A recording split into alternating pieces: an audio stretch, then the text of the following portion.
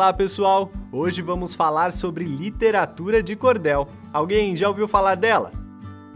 Literatura de cordel é um tipo de poesia popular geralmente rimada que conta uma história. Os poemas de cordel costumam ser publicados em folhetinhos como estes, com textos e ilustrações. Bonito, não? A literatura de cordel foi trazida para o nosso país pelos portugueses. Muito antes de chegarem aqui, eles já produziam esse tipo de poema, que antigamente era chamado de folhas soltas ou volantes. A literatura de cordel recebeu esse nome porque, para serem vendidos, os poemas costumam ser expostos em cordéis ou pequenos varais chamados de, adivinha? Cordel.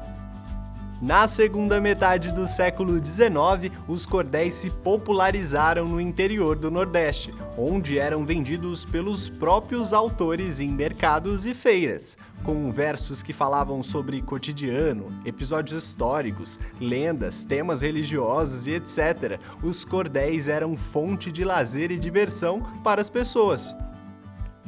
Hoje, as feiras de cordel acontecem em vários estados do Nordeste, além de outras partes do Brasil. E cada vez mais as pessoas descobrem a importância cultural e o valor artístico destes textos. E as ilustrações que acompanham o texto do cordel? São as xilogravuras. Isso mesmo, xilogravuras.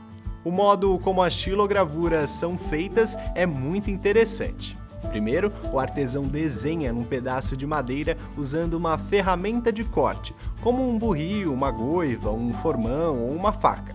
Em seguida, ele passa a tinta na madeira para depois gravar o desenho no papel, como se fosse um carimbo. Inicialmente, esses desenhos eram feitos para ajudar quem não sabia ler.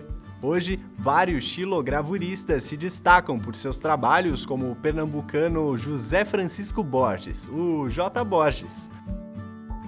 Outra coisa fascinante é a forte ligação do cordel com o texto oral. Muitas vezes ele é lido em voz alta ou cantado para o público.